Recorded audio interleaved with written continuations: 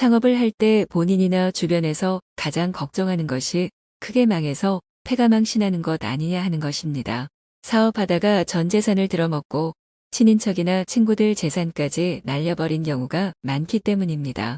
사업하는 자식 낳지도 말라는 말이 나올 정도지요. 하지만 무역의 경우 말 그대로 쫄딱 망할 확률은 그다지 높지 않습니다. 여기에는 크게 욕심내지 않는다면 이라는 단서가 붙습니다. 즉, 단시일 내에 대박을 터뜨리려고 하거나 재벌 그룹을 일으키겠다는 야망을 품지 않는 한 무역을 해서 크게 망하는 경우는 흔치 않습니다. 물론 무역업을 하다가도 사업이 부진해서 문을 닫아야 할 경우가 비일비재합니다.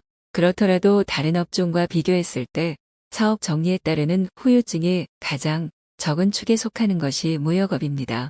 판매를 겸하지 않고 순수하게 무역만 할 경우 제조업처럼 초기 설비 투자가 필요하지도 않고 재고를 보유하기 위한 자금 부담도 걱정할 필요가 없기 때문입니다.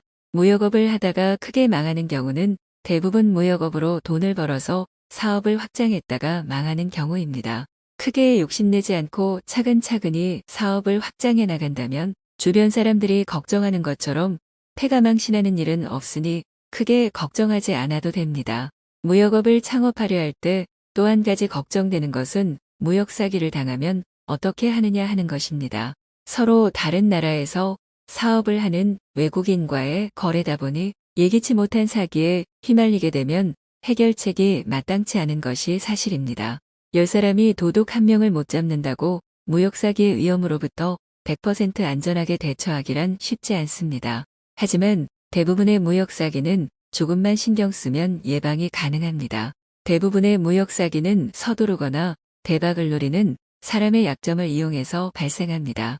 물품 대금을 송금하지도 않고 가짜 송금 확인서를 보내면서 물건을 빨리 보내라고 하든가 신용장을 개설하지도 않은 상태에서 물건 생산을 독촉하는 등의 사기 수법은 입금이 확인된 후에 물건을 보내고 신용장 개설이 확인된 후에 물건 생산에 착수함으로써 예방이 가능합니다.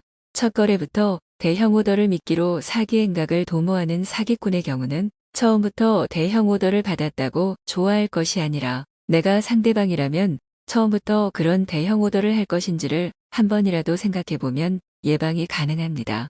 물론 아무리 조심을 해도 예기치 못한 무역 사기나 클레임에 휩싸일 수도 있습니다. 하지만 대박 욕심을 버리고 차근차근히 거래 규모를 늘려나간다면 설사 예상치 못한 무역 사기나 클레임에 연루되더라도 폐가 망신할 정도의 위험은 피해갈 수 있습니다.